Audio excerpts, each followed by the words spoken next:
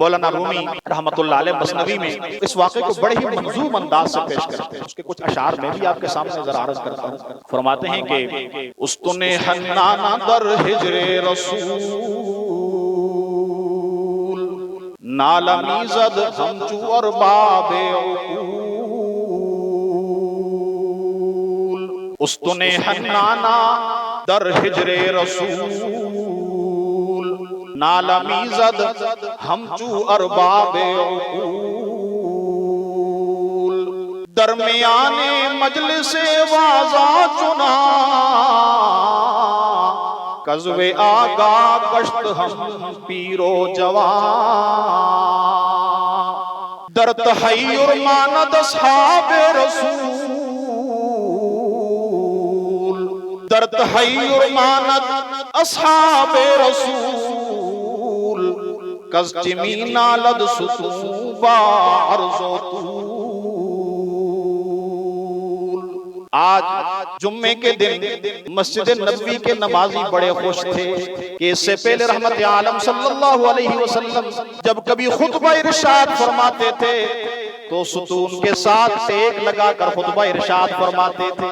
فرشی نشست ہوتی تھی. بعض اوقات مدینہ کا یہ چاند کسی کے سر کی اوٹ میں آ جاتا تھا, کسی کی گردن آڑے آ جاتی تھی, اور مدینہ کے نمازی مسجد نبی کے نمازی کچھ دیر کے لیے دیدار نہیں کر پاتے تھے. کچھ لوگ رحمت عالم صلی اللہ علیہ وسلم کی شیرین گفتار کو پورے طور پر سن نہیں پاتے تھے.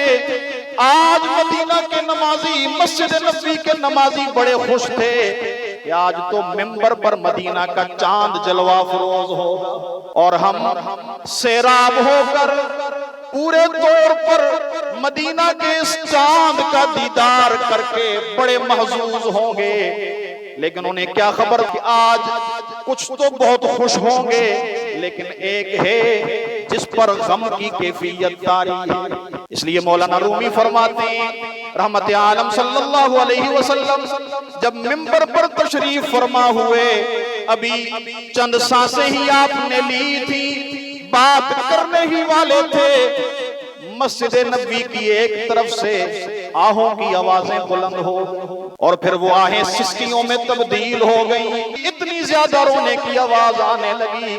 صحابہ اکرام فرماتے ہیں کہ اس رونے کی وجہ سے مسجد نبوی کا ماحول گونج اٹھا.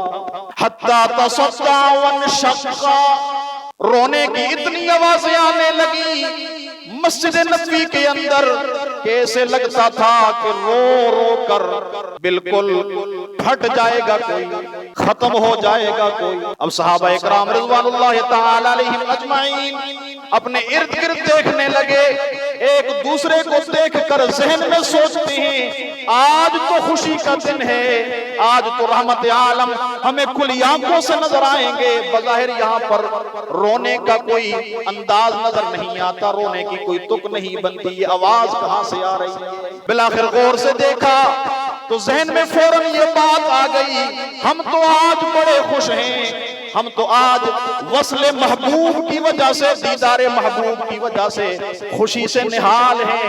لیکن ایک اور ہے جس کو ہم جمادات میں شمار کرتے ہیں, جس کو کھجور کا خشک تنا ہم کہتے ہیں, وہ فراق یار کی وجہ سے آج بہت زیادہ رنجیدہ و غمگین. چنانچہ رحمت عالم صلی اللہ علیہ وسلم نے دیکھا کہ کھجور کا خشک تنا روزانہ میرے انتظار میں ہوتا تھا, میں اس کے پاس ٹیک لگایا کرتا تھا.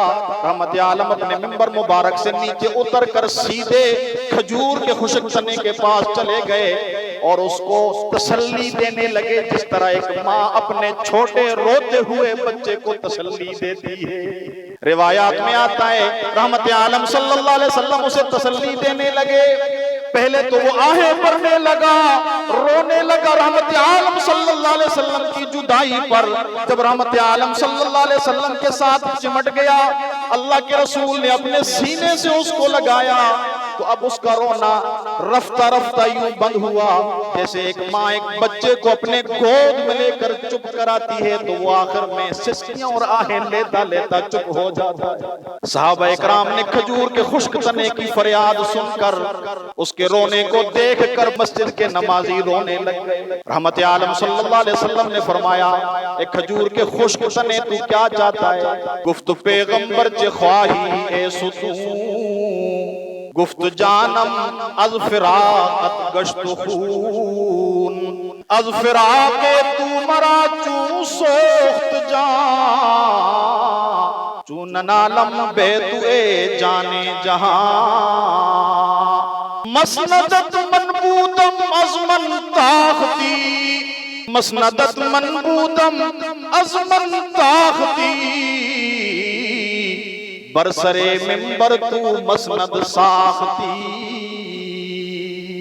رحمت عالم صلی اللہ علیہ وسلم سے اس کھجور کے خشک تنے کا رونا و فریاد برداشت نہیں ہوا۔ رحمت عالم صلی اللہ علیہ وسلم نے ایک بچے کی طرح اس کو اپنے سینے سے لگایا اور اس سے پوچھا ایک کھجور کے خشک تنے بتا تو کیا چاہتا ہے، تیرے رونے کی وجہ کیا ہے؟ فرمایا یا رسول اللہ میں کیوں نہ روؤں، آپ تو مجھ سے ٹیک لگایا کرتے تھے، کہنے کو تمہیں کھجور کا ایک خشک تنا تھا، لیکن جب آپ اپنی پشت مبارک کو مجھ سے لگاتے تھے تو آپ کے پسینے مبارک کی وجہ سے مجھے وہ آب یاری ملتی تھی، مجھے وہ سیرابی ملتی تھی کہ میں دریا کے کنارے لگے ہوئے بہت سے سیراب پودوں پر ناز کیا کرتا تھا۔ اب آپ مجھ سے جدا ہو گئے تو میں کیوں نہ روؤں، مسندت منبودم از من طاقتی، برسر منبر تو مسند ساختی۔ یا رسول اللہ میرے ذہن میں تو جدائی کی کوئی بات ہی نہیں تھی، میں تو یہی سمجھتا تھا کہ آپ ہمیشہ مجھ سے ٹیک لگایا کریں گے۔ یہ کیا ہوا کہ آج مجھے چھوڑ کر سیدھے منبر پر تشریف فرما ہو گئے۔ رحمت عالم صلی اللہ علیہ وسلم نے اس کو اپنے سینے سے لگایا اور بالآخر وہ خاموش ہو گیا، چپ ہو گیا۔ پھر اللہ کے رسول نے فرمایا میرے صحابہ والذی نفس محمد بیدہ لو لم التزمہ لحن الی یوم القیامہ، میرے صحابہ اگر میں اس کو اپنے سینے کے ساتھ نہ لگاتا تو رب کعبہ کی قسم قیامت کے دن تک کھجور کا یہ خشک تنا میری جدائی میں اسی طرح روتا رہتا۔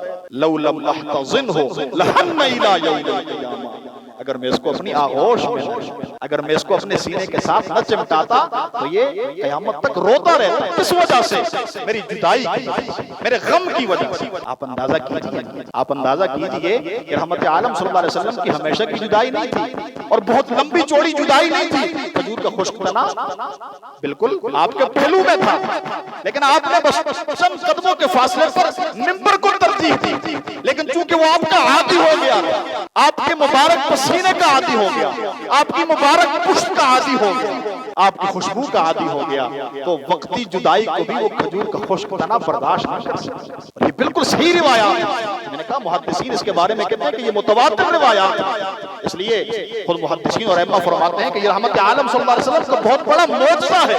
بلکہ امام شافعی رحمۃ اللہ علیہ فرماتے ہیں کہ حضرت عیسیٰ علیہ السلام کے معجزات سے بھی بڑھ کر ہے، کہ ان کے لیے بھی یہ معجزہ نہیں ہوا۔ کہ لیے مردوں کو تو زندہ کیا گیا، مردوں سے انہوں نے باتیں کی، لیکن جو کھجور کا خشک تنا ہوتا ہے وہ تو عام طور پر باتیں نہیں کرتا، لیکن رحمت عالم صلی اللہ علیہ وسلم کے ساتھ اس نے بھی باتیں کی، اس نے اپنا دکھڑا سنایا، فریاد کی، آپ کی جدائی کا شکوہ کیا، لیکن بالآخر خاموش ہو گیا۔ یا رسول اللہ مجھے کیا ہے، بس میں تو چاہتا ہوں کہ آپ کو آرام ملے۔ وہاں میں تھا، آپ میرے ساتھ سہارا لیتے تھے تو اس وقت آپ کو آرام مل جاتا تھا، آپ کی تھکاوٹ ختم ہو جاتی تھی۔ اب بھی میں یہی سمجھوں گا کہ میرے نصیب میں ہی یہ جدائی تھی، اور ہماری وہ جو ملاقات تھی میں اس کو ایک اتفاق سمجھوں۔